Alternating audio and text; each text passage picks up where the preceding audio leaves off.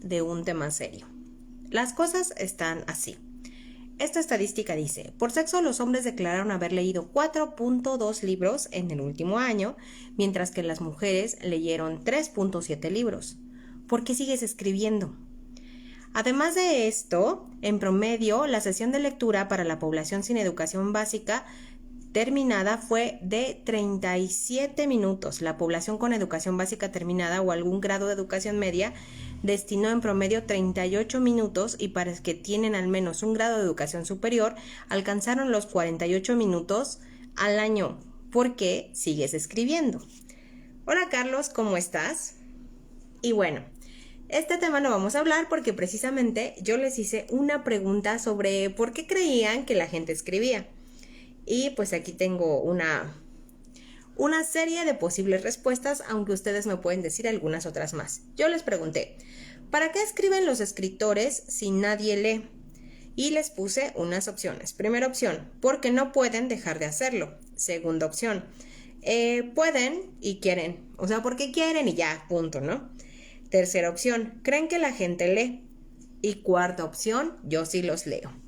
¿Por qué razón creen ustedes que sí escriben o por qué escriben quién escribe si tenemos estas fuertes estadísticas que nos hablan de que no hay mucha opción? Por ejemplo, aquí hay un artículo donde algunos escritores y escritoras nos dicen si viven o no de la lectura.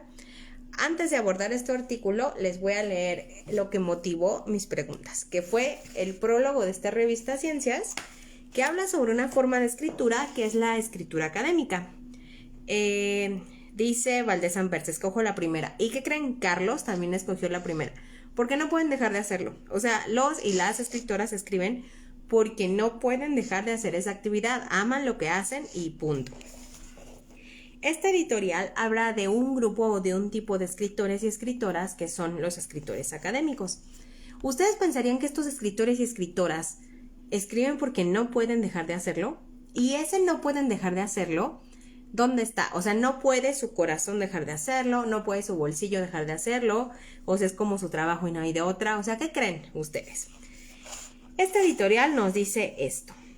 Recientemente escribió Gabriel Said que las universidades, por razones institucionales, tienen que publicar libros, que sería mejor esconder. La escasa circulación, que parece el problema, es de hecho una solución muy costosa para objetivos contradictorios, la necesidad de publicar y la prudencia de esconder.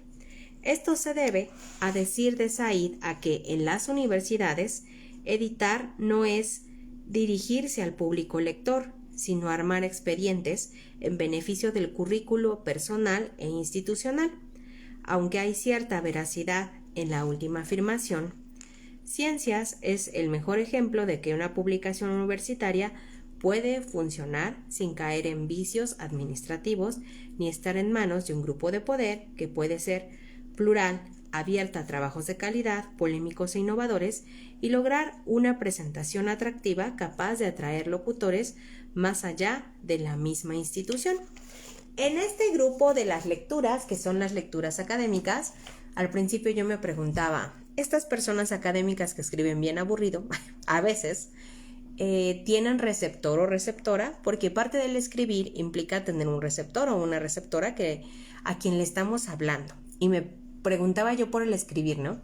¿A quién le hablan ustedes cuando le escriben o a quién creen que le hable la escritora o el escritor cuando escribe? ¿Creen que en el momento de escribir escribimos para la gente o en ese momento solamente escribimos por ese no poder dejar de hacerlo? ¿Qué opinan ustedes? Vamos a ver qué nos responden aquí. Dice Valdés Ampers, escojo la primera porque justamente los escritores y las escritoras no dejan de escribir porque sería doloroso dejar de hacerlo. Luego nos dice Carlos, con los científicos es distinto, deben escribir. Es la forma que tienen de comunicarse entre colegas y ser tomados en cuenta. Ok, pues ahí tenemos algunas razones, algunas opiniones. Dice Valdés Ampers, siempre tienen porque la institución está para eso. Es interesante porque pareciera que es una institución que está para una cosa que no sucede. Aquí hay una opinión muy particular de la revista Ciencias y aquí tenemos otra opinión que tiene Roberto Saviano sobre por qué escribe. Dice: puedes escribir, debes y quieres seguir. El cinismo del que hacen gala muchos literatos siempre deja entrever una suerte de recelo frente a todo lo que no tiene un fin concreto, un plan definido, o la distancia de quien solo quiere hacer un buen libro, construir una historia, limar las palabras hasta obtener un estilo hermoso y reconocible. ¿Es esto lo que debe hacer un escritor? ¿Eso y nada más es literatura? Si es así, en lo que a mí respecta, preferiría no escribir, ni parecerme a esas personas. Necesidad de destruir todo lo que pueda ser deseo y empeño. Eso es el cinismo. El cinismo es la armadura de los desesperados que no saben que lo son. Lo ven todo como una maniobra astuta para enriquecerse, la pretensión de cambiar como una ingenuidad de aprendices, de brujos, y la escritura que quiere llegar a muchos como una impostura mercantil.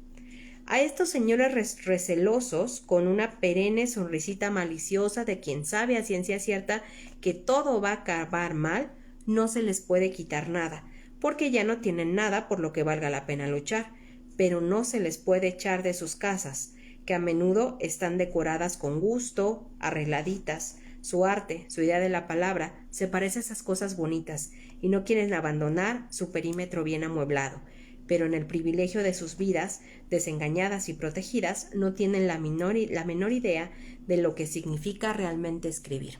O sea que entenderíamos que para Saviano, este escribir tiene que ir más allá de la belleza y tiene que ver, como decía Valdés Sampers y Carlos en sus respuestas, con no poder dejar de hacerlo. O sea, tener como ahí una pulsión, diría Freud, o una pasión locochona por tener que comunicar, por tener que manifestar ese arte. Dice Saviano: escribir ahora es también en un mundo...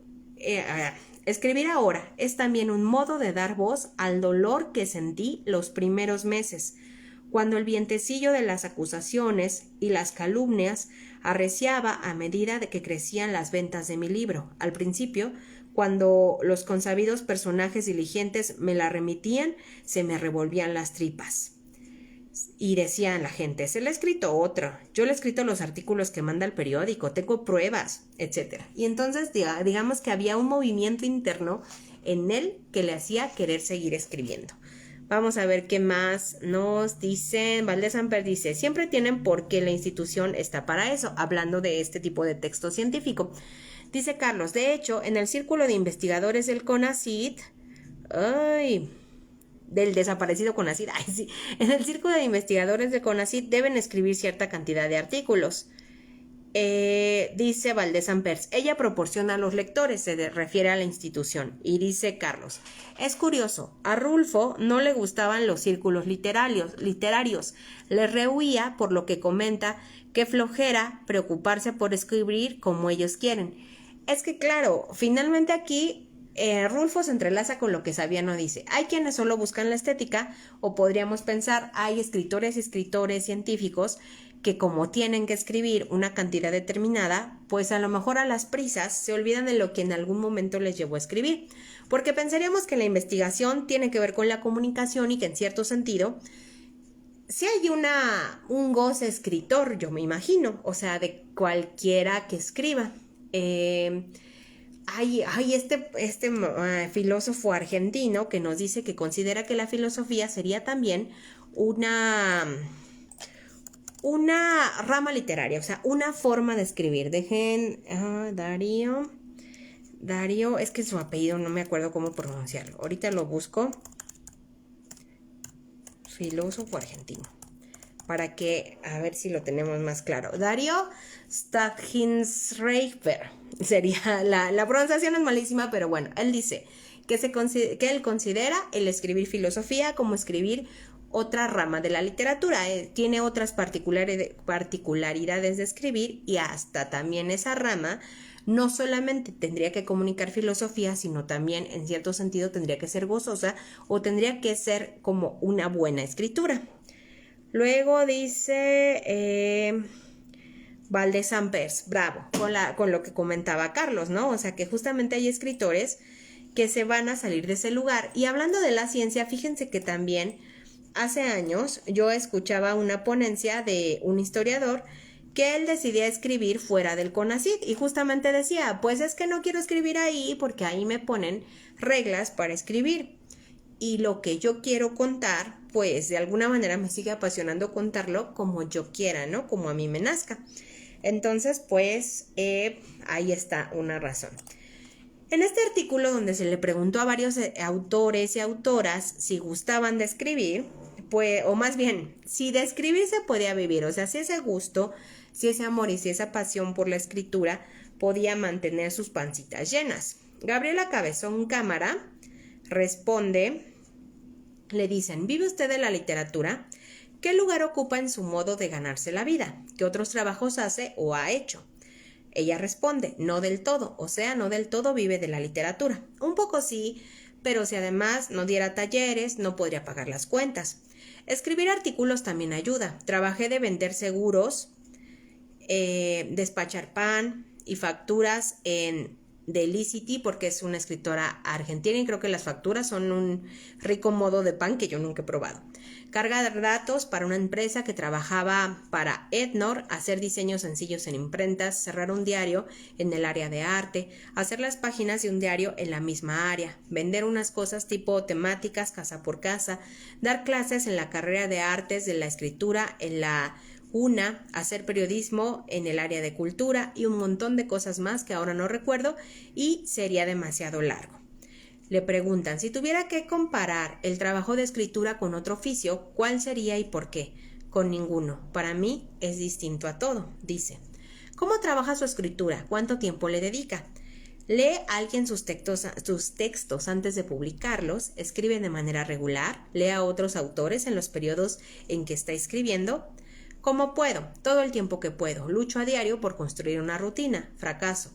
Trabajo para recuperarme del fracaso. Me recupero, vuelvo a intentarlo y así. En algún momento, de algún modo, termina saliendo. Amigues y editora leen mis libros antes de publicarlo. Leo a otros autores siempre. Y dice Carlos, eso en Latinoamérica, en Estados Unidos es industria. Se publican textos prefabricados que son bestsellers. Claro, que también tenemos el problema de que creen que a todo el mundo en Estados Unidos le gusta escribir a la estadounidense. Hace tiempo con el alumnado veíamos a un autor que se llama Joseph Campbell, que es un mitólogo que estudió el mito y que construyó una serie de 12 pasos para generar cualquier historia súper taquillera, que se convirtió como en la estructura con la que a veces en Hollywood se evalúa si un guión va a ser bueno o no. Pero no solamente tiene que ser considerado para guiones, sino que también lo podemos tomar en cuenta o podría ser parte de una literatura bestseller. El problema es que hay que seguir una, ¿cómo llamaríamos? Pues una receta. Y a veces no habría por qué quejarnos de las recetas, porque quien sigue una buena receta crea comida deliciosa que nos encanta comer. Pero también, ahí se mueve mucho la cámara, ¿no? Pero también hay otras veces que es rico ir con alguien que está creando o experimentando su propia receta. ¿Cuál es el problema? ¿Cuánto hay que probar y cuánto estamos dispuestas o dispuestas a esa prueba? Porque a veces quienes consumimos queremos ¿qué será? Como algo ya hecho, como algo ya seguro, como la certeza de que casi conocemos el final. Y dice Carlos, se publican textos prefabricados que son bestseller. Hay un capítulo de Los Simpson donde 7 personajes escriben un bestseller bajo un seudónimo. Ok, qué interesante. Cuéntanos más de ese capítulo. Mientras les cuento que le preguntaron a Eduardo Sacheri, que también es argentino, autor de, entre otros títulos, La pregunta de sus ojos y co-guionista de El secreto de sus ojos, la adaptación de su propia novela. ¿Vive usted de la literatura? Sí, vivo de la literatura. Sé que es súper excepcional, pero después del empujón cinematográfico de El secreto de sus ojos, mis libros empezaron a ser muy conocidos y eso me permite vivir de los derechos de autor, aunque también trabajo en el mundo audiovisual con los guiones de serie y de largometrajes. Eso representa un componente muy importante junto con los libros que se estimulan recíprocamente. Y además tengo unas horas de clase en el secundario que en este momento de mi vida no son ni de lejos el punto central de mis ingresos. Otros trabajos, laboro en CNN Radio y tengo un programa en DeporTV que se llama Contar la Vida, donde hago entrevistas a deportistas a partir de la lectura conjunta de un cuento. Y lo que él comenta me parece súper interesante porque siempre he relacionado mucho a quienes se dedican al periodismo con quienes se dedican a la escritura. Y pues de alguna manera a la escritura y a la lectura, o sea, pienso, o bueno, yo al convivir con muchos periodistas en el lugar que trabajaba, veía que pues quienes consideramos buenos periodistas generalmente leían continuamente, o sea, son buenos lectores.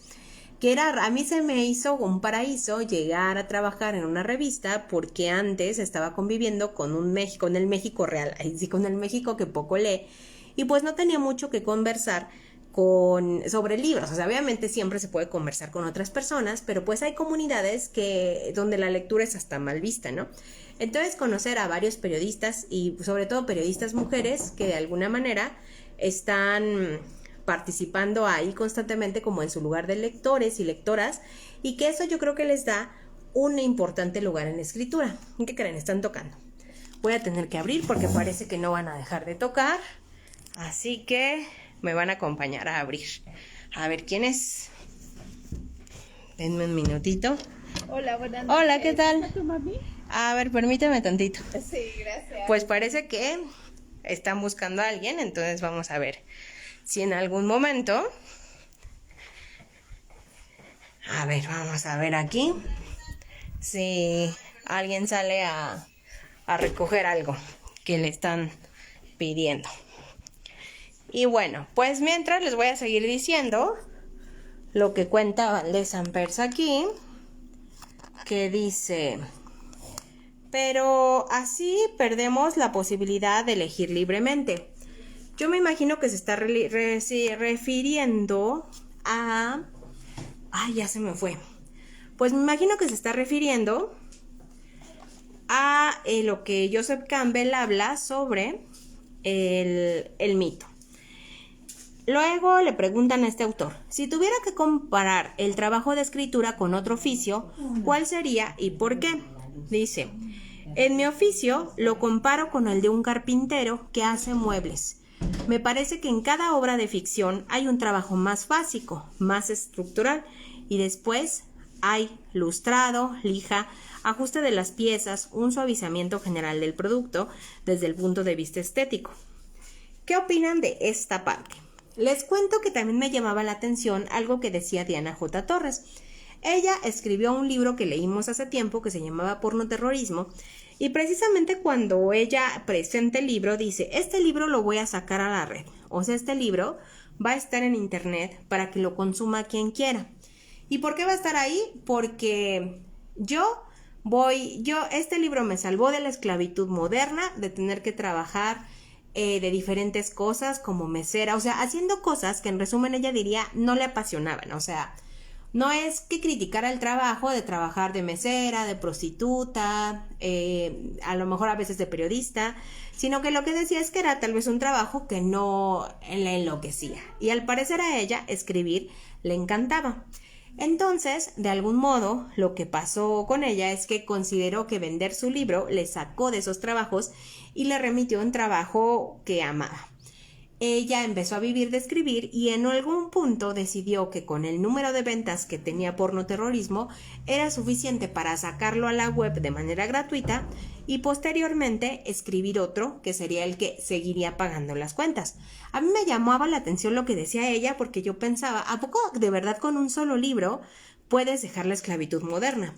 Tomando en cuenta que ya sabemos que en el capitalismo nadie trabaja porque quiere, ni siquiera quien ama su trabajo. Digamos que porque nadie lo puede dar gratis, a eso se refiere, ¿no? Porque siempre se necesita capital. Entonces siempre debe haber algunos sistemas intermediarios para que suceda este capitalismo, ¿no? Y bueno, dice,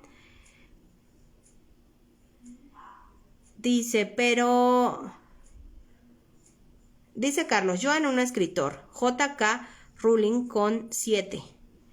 con 7. Híjole, Carlos, ¿qué crees? Me vas a tener que decir más porque creo que con eso a mí no me queda claro el mensaje, pero seguro nos vas a escribir un poquito más en algún momento. Y mientras les leo sobre esta pregunta, a este autor le preguntan: ¿cómo trabaja su escritura? ¿Cuánto tiempo le dedica? ¿Lee a alguien sus textos antes de publicarlos? La misma pregunta anterior. Y dice: como puedo vivir de la literatura, le puedo dedicar muchas horas. Se las dedico en un horario normal de trabajo, es decir, todas las mañanas y todas las tardes trato de estar laburando o investigando o leyendo o pensando sobre un próximo libro o sobre el que estoy escribiendo. Siempre lo hago.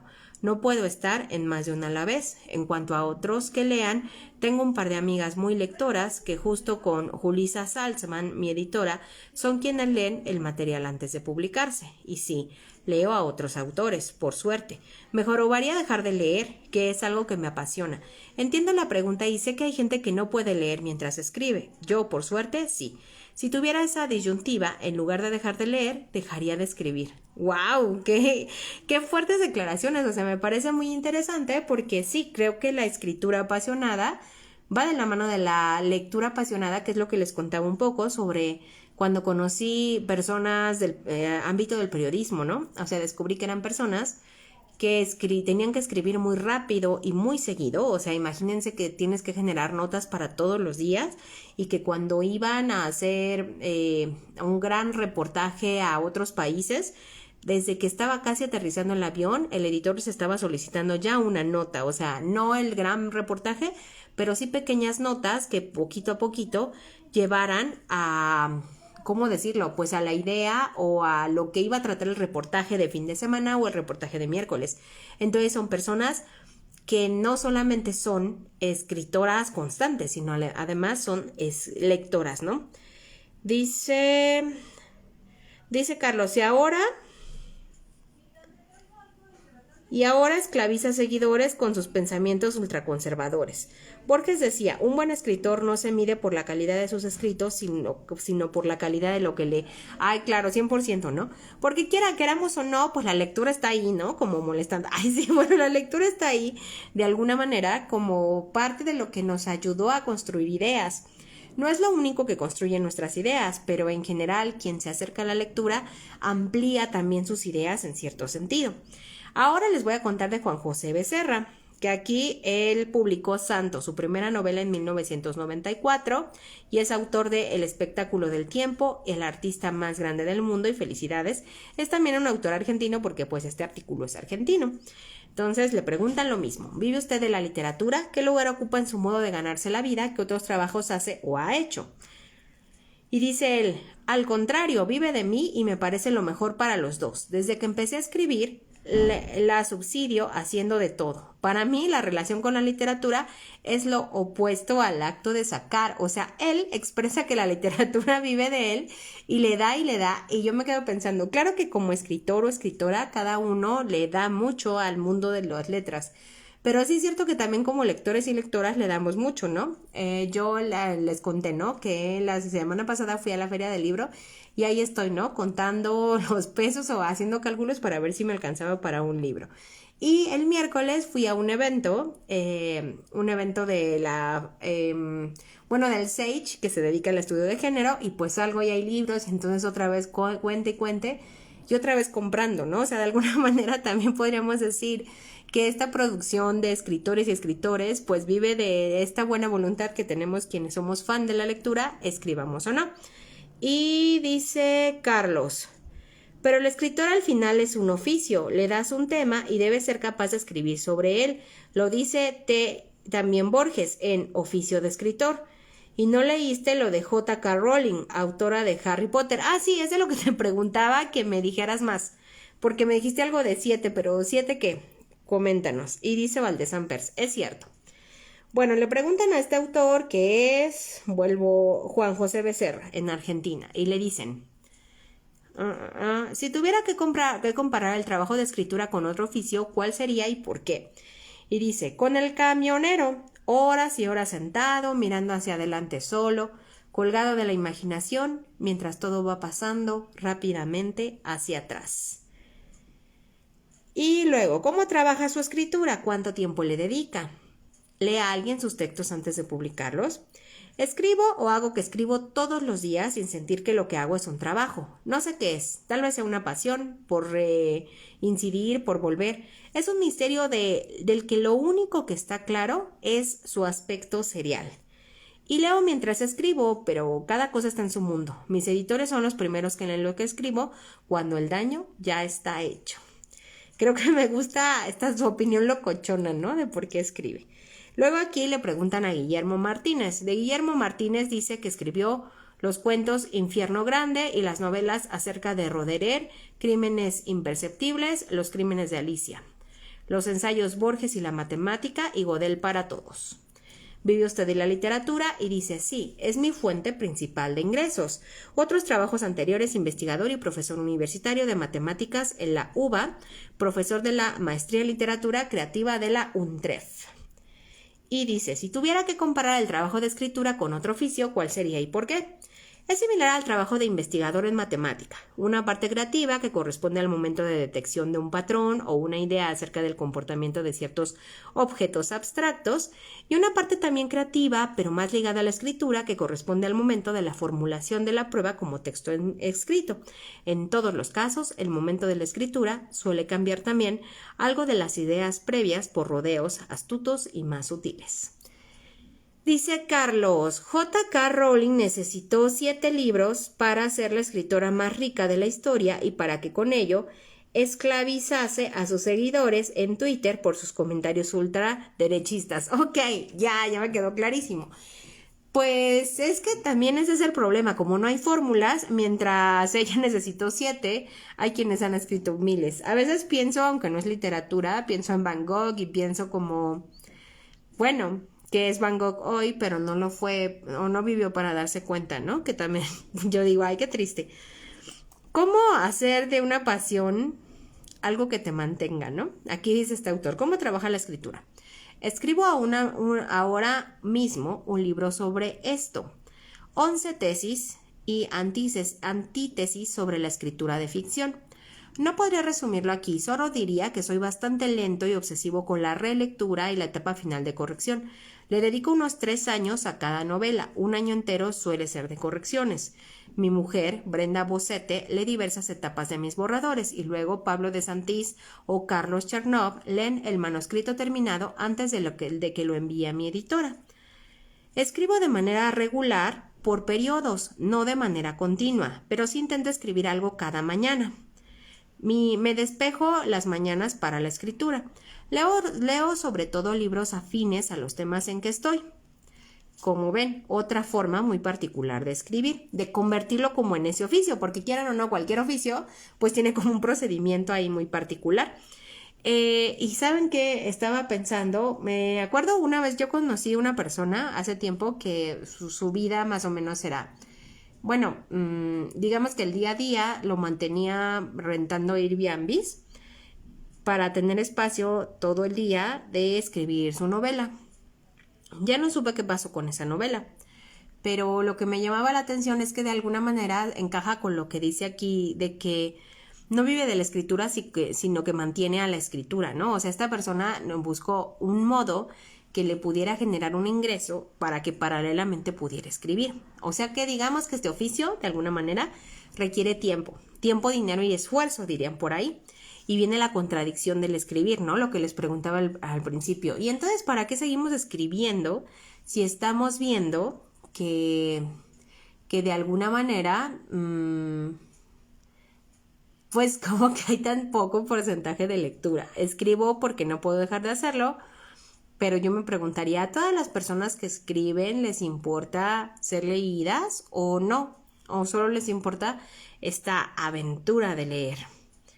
Dice Valdés Sampers, también los hay que escribieron una sola obra que, como Juan Rulfo, con El llano en llamas. Claro, también hay esos súper golpes de pasión escritora, ¿no? O sea, bueno, es que también el mundo de las letras está para todas y todos, y entonces en ese sentido hay tantas historias, ¿no? De formas de escribir. Me acuerdo mucho de... pues esta idea de Bukowski, ¿no? De dejar de alguna manera el trabajo que odia para ponerse a escribir, que es lo que ama. sabiendo que por ahí a lo mejor puede estar bien peligroso, ¿no? Y creo que los oficios apasionantes tienen esta pregunta del para qué, porque siempre que de repente se relaciona el para qué con lo económico, hay una parte donde algo se rompe, ¿no? Como de, ay, sí, es cierto, ¿para qué? Si mejor, como me decía un señor en España, ¿para qué estudias? Si vendiendo jitomates aquí, ganarías más. Ah, tomates, porque allá se llaman tomates, los jitomates. Dice Carlos, y Juan Rulfo vivía de su trabajo en aduanas e importaciones en la colonia Anzures. O sea, él sería como uno de los escritores que no vivían de escribir. Y dice Carlos, pero hay un punto importante en lo que dices. Convertir la escritura en artesanía, cantidad sobre originalidad y no en un arte, un toque personal y único. Claro, eso también es verdad, ¿no? O sea, digamos que hay siempre en todo, ¿no? Estamos como en el superlímite. Pensaríamos que tal vez no siempre la historia de la escritura tiene que ver con trabajar a destajo, ¿no? Dice, ahora le preguntan también a Virginia Cousin. Y ella es autora de las novelas Partida de Nacimiento y Pasaje al Acto, además de participar en distintas antologías. Le vuelven a preguntar, ¿vive usted de la literatura? Y dice, siempre tuve problemas para ganarme la vida, conseguir un trabajo, sostenerlo, estar en relación de dependencia. No soy una persona eficiente. Recién pude tener cierta independencia económica cuando empecé a coordinar talleres de escritura. Es una forma de vivir de la literatura, supongo, aunque no estoy ni cerca de vivir de las cosas que escribo. Le preguntan si tuviera que comparar el trabajo de escritura con otro oficio, ¿con cuál sería y por qué? No sé si puedo pensar en términos de oficio, aunque hay un ensayo de Natalia Ginzburg muy hermoso sobre su devenir como escritora que se llama Mi oficio. No me gustan las obligaciones y entonces para mí escribir es hacer lo que se te da la gana. De hecho, nunca prosperé ni como guionista ni como periodista, tareas en las que sí se requiere tener oficio. El trabajo más parecido al escribir para mí es el de recolectar la basura o el de excavador. Ahora que lo pienso, también el de bioquímico. Me gusta sobre todo esa imagen de luz del narrador que no sabe nadar, del nadador que no sabe nadar. Y dice, el trabajo más parecido al de escribir para mí es el de recolector de basura o el de excavador. ¿Cómo trabaja su escritura?, le preguntan. De forma muy lenta, obsesivamente y perezosamente al mismo tiempo. Últimamente escribo cuando yo estoy casi dormida, para que la conciencia no se interponga tanto, porque soy muy represiva con mi propio trabajo. Paso muchas horas al día leyendo y para mí, aunque no escriba nada, es una forma de trabajar en la escritura. Los únicos que leen lo que escribí antes de publicarlo son mis editores. A veces leo partecitas en lecturas públicas, pero no me gusta mucho andar mostrando porque soy muy influenciable y no quiero estar pendiente de la mirada de otros, ni quiero preocuparme por su aprobación. Y miren, aquí me vienen dos ideas. Primero, pues justo lo que preguntaba hace rato, de quien escribe piensa en las otras personas, en quienes vamos a leer, o esa pasión es una pasión individual que por casualidad, así como si fuera una botella en el mar, les llega a quienes aman leer y de repente ahí se da un match, ¿no? O sea, hay un match entre que una abre el libro y pues bueno, nos gusta lo que estamos viendo y fin, ¿no? Sin importar si el otro o la otra pensó en nosotras, ¿no? Cuando creó ese libro. Y por otro lado, algo que también aquí me llama la atención es que cuando habla en su forma lenta de escribir, me recuerda, hay un filósofo que yo soy como medio fan de él, es moderno, o sea, existe, está vivo, que se llama Byung-Chul Han. Es un filósofo de Corea del Sur, pero que se educó en Alemania, entonces si leemos su filosofía, pues tiene una tendencia hegeliana, heideggeriana, de ese tipo, ¿no? Es como un moderno. Creo que él hizo su tesis doctoral de leer a Heidegger. Y bueno, cuando le hacen algunas entrevistas, porque pues se ha vuelto muy famoso, además yo creo que él tiene un super marketing porque tiene una manera de leer carísimos libros delgaditos de 100 hojas, que si los juntas todos, yo creo que son toda su teoría. Pero bueno, estos libros carísimos, este escritor de libros carísimos comenta que él quería ser escritor de literatura, o sea, él quería hacer novela.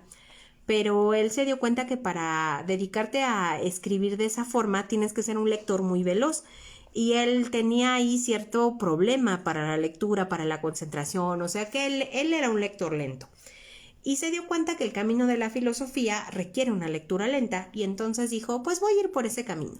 Si pensamos en el camino de la filosofía, es parecido a lo que hemos visto aquí de ser escritor o escritora. No solo podemos crear filosofía, tenemos que leerla, o tendría que gustarnos un poco leerlas, o tendríamos que sentir que está combinado leer con escribir. Y él dijo, ok, sí, combinado, pero como yo leo como tortuga, pues leeré filosofía como tortuga, porque la filosofía sí necesita esa forma de lectura, ese releer y releer para tener no solo como una comprensión lectora básica, sino además para tener una comprensión profunda de lo que se está debatiendo, del argumento que está tratando de construir quien escribió un texto filosófico, sin contar que los problemas de todos estos textos es que cualquier cosa que me haga leerlos mal me hace construir argumentos con base a nada, porque están mal leídos, a diferencia de, creo yo, o pensaría yo, que el texto narrativo no necesariamente tiene que ser perfectamente leído porque también se presta a la propia interpretación. ¿O qué opinan ustedes? Mientras leo aquí Carlos. Dice, pero hay un punto importante en lo que dices, convertir la escritura en artesanía y no en arte. Un toque personal y único. ¿Ok? Creo que eso ya lo había leído, pero confírmenme si sí. Bueno, ahora lo que le preguntan a Rodrigo Manigot. Rodrigo Manigot es músico y escritor y escribió un libro que se llama ¿A dónde van las melodías? Y El aire del mundo. ¿Vive usted de la literatura? Vivo, por suerte, de mi condición de músico. Me considero nuevo en la literatura y solo puedo decir que económicamente hablando, mis talleres literarios terminan colaborando con el ingreso final y que además tengo mi programa de radio sobre libros y canciones. Oficios anteriores vendí AFJP, fotocopias, internet, fui guionista de televisión. Si tuviera que comparar el trabajo de escritura con otro oficio, ¿con cuál sería y por qué? Dice, Juan José Becerra lo comparó con el de camionero y me encantó en el sentido de que hay que sentar el culo una cantidad determinada de horas por día y avanzar. Es así. ¿Cómo trabaja su escritura? Escribo por lo general muy temprano y vuelvo en el día varias veces sobre lo escrito. No cuento las horas porque me sigue pasando que al escribir el tiempo de veras se pulveriza. Serán 2 horas por día, 3, depende de lo que haya escrito. En general tengo 2 o 3 personas de confianza que me encanta cómo leen y en quienes confío. A ellos les mando mis textos. Trato de sostener la regularidad y por eso sigo leyendo en los talleres. Te inspiran y motivan a escribir todas las semanas y leo con mucha regularidad. Siempre, aun en los momentos de estar escribiendo mis libros, lo siento parte del mismo oficio de camionero. Jeje. Y ríe. Y dice Carlos, la literatura, por lo menos en español, se ha vuelto sumamente detallada. A veces se juzga hasta la construcción de la frase más allá de la idea o postulado ideológico. Lo que me hace pensar que entonces, pues también tiene tiene una complicación no solo de leer rápido, sino a veces, como la filosofía, entiendo, como de un leer bien, ¿no? Yo me imagino. Y bueno, me pregunto en este momento si esto nos responde por qué seguimos escribiendo. ¿Por qué sigue escribiendo quien escribe? ¿Por qué seguimos leyendo quienes leemos?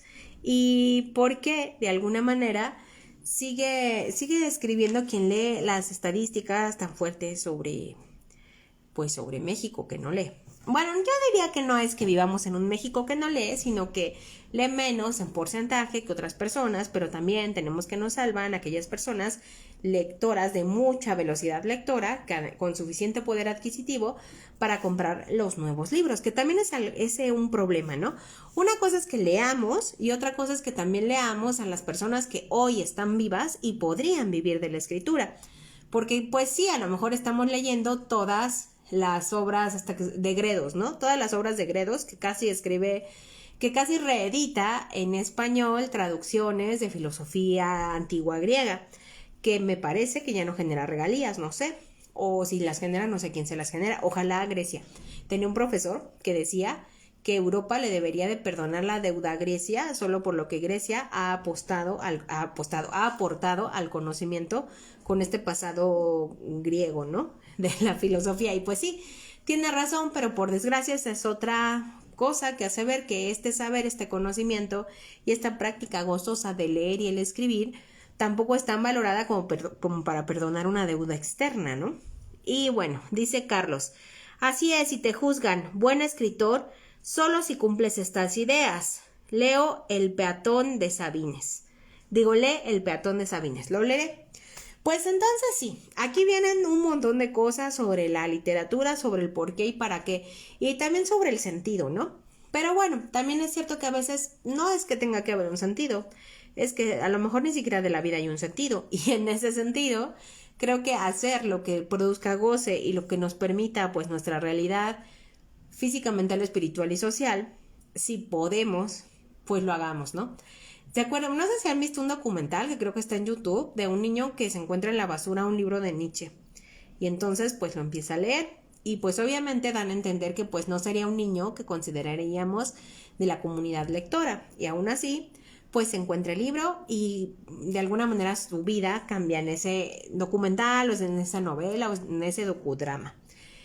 Entonces podríamos pensar que sí, o sea, existe para que si tenemos el espacio y el tiempo, sea cual sea nuestra condición, quienes leamos, gocemos de leer y quienes escribamos, gocemos de escribir. Fíjense que a veces, ahorita que leíamos que los escritores cuentan, ¿quién te lee? Pues a veces yo me daba cuenta en el mundo de la academia que es súper difícil que te lean. O sea, que también ahí es difícil que, aunque pudiera ser que es la comunidad más lectora del mundo, pues es difícil que lean a cualquiera porque igual como algunos tienen a su Gredos y le dan las regalías a Gredos, pues cada persona que puede ser lectora de alguien, pues siempre prefiere leer a quien le represente su cultura griega, depende, ¿no?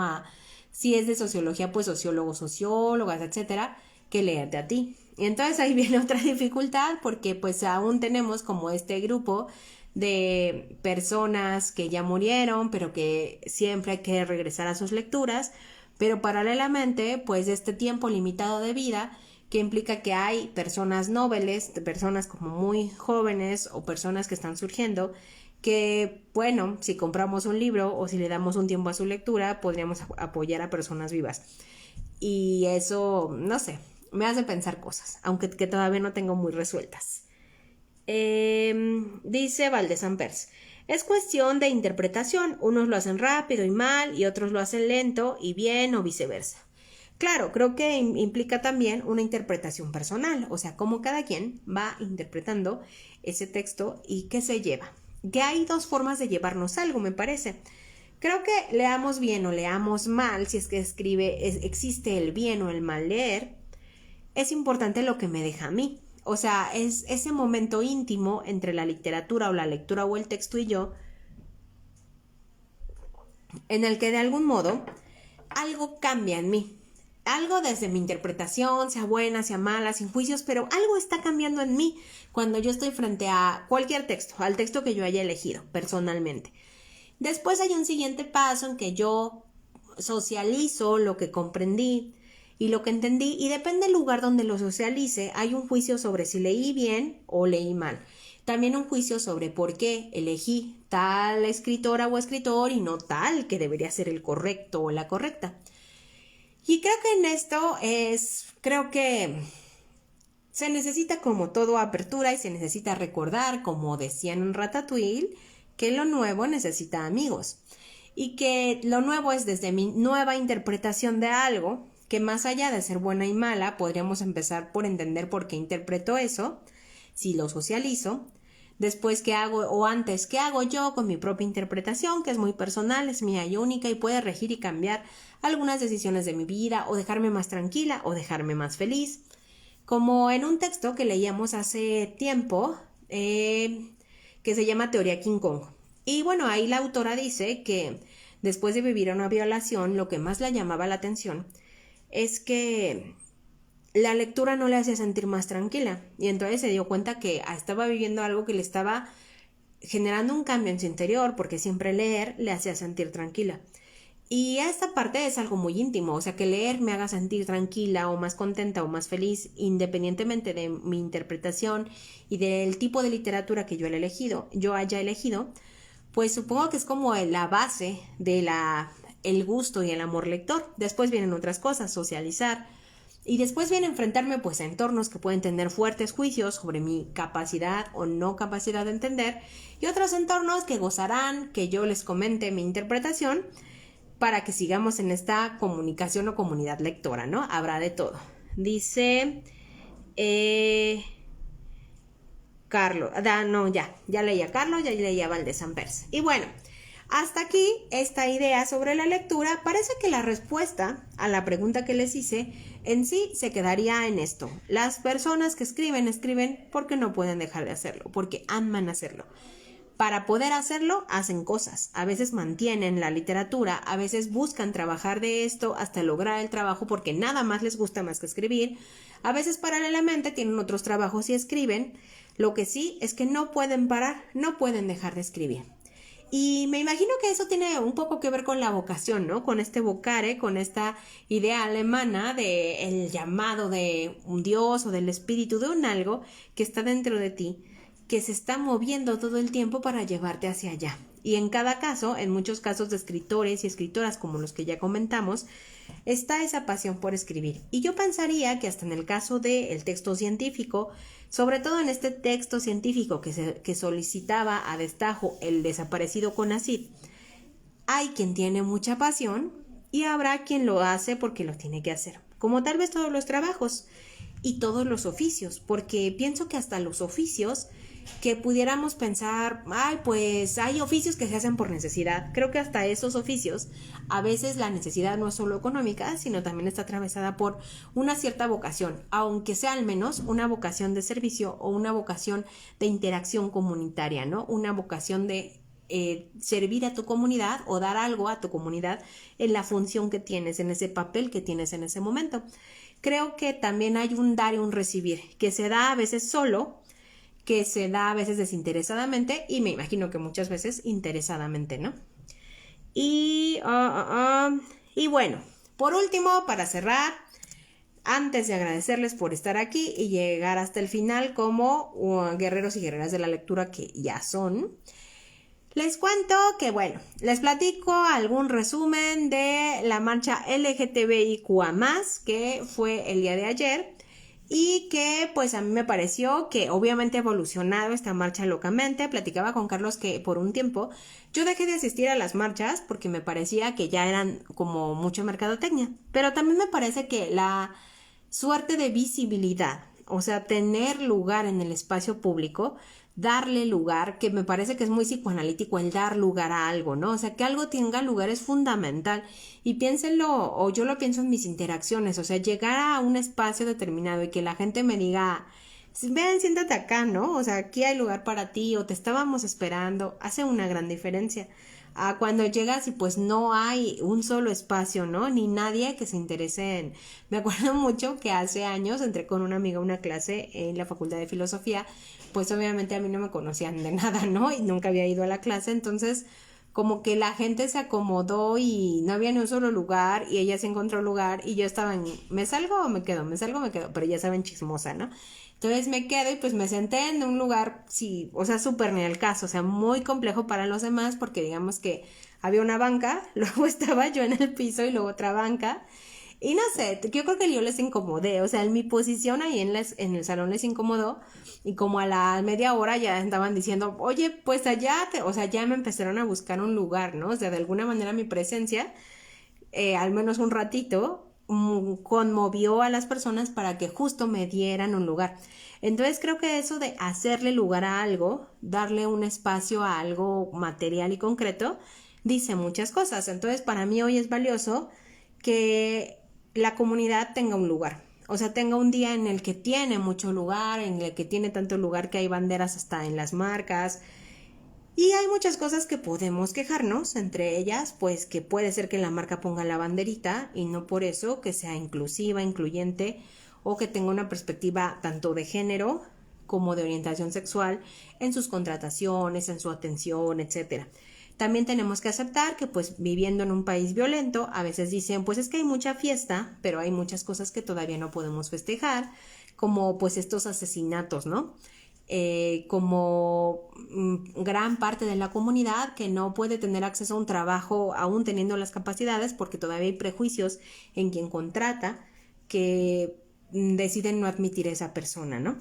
Me acuerdo mucho que Ofelia Pastrana mencionaba como un tiempo que fue Bill Gates creo que a Israel, a un lugar donde ya saben, las mujeres no tienen participación. Y entonces, pues estaba dando su conferencia y notaba que de un lado había mujeres y del otro hombres, ¿no? Como divididos, como si fuera ciertas iglesias que así son. Y entonces alguien le preguntó, oye, ¿tú crees que nosotros podemos ser una potencia en la tecnología? Y Bill Gates les respondió, mientras sigan eliminando a la mitad de su talento, no. Y yo creo que en general la perspectiva de género, la inclusión, implica que no eliminemos al talento por motivos que tal vez no tienen que ver con el talento. Entonces yo siento como muy valioso que la comunidad tenga un lugar y tenga visibilidad. Y me parece importante que en años venideros centremos nuestra atención en aquellas partes de la comunidad que no tienen visibilidad, como de la LGTBIQA+, la L, la B, la T, la I, la Q y la A. L de lesbianas, T de transexuales, I de intersexuales, B de bisexuales, Q de queer, A de asexuales y el más, lo que se sume.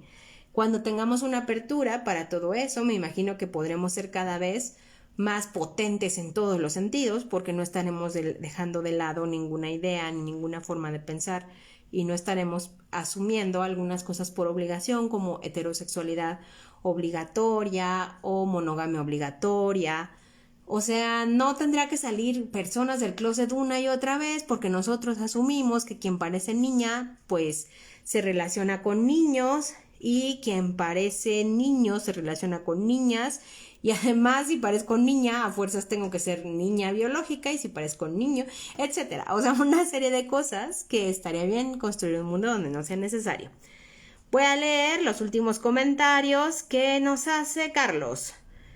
O los medicamentos del VIH quitados, etcétera. En el listado de medicamentos básicos de la Ley de Salud, sí, qué grosería. O sea, eso es algo fundamental que debería de cambiar. Un saludo a Amanda, que viene llegando aquí a la transmisión, y un saludo a The Hollowman. Bueno, pues entonces así fue la historia. Creo que me pareció valiosa la asistencia. Yo a partir del año pasado he tratado de darme la oportunidad de seguir asistiendo, de no invisibilizarme porque me molestaban algunas cosas. He tratado de ser pues más abierta en cuando comento sobre el tema.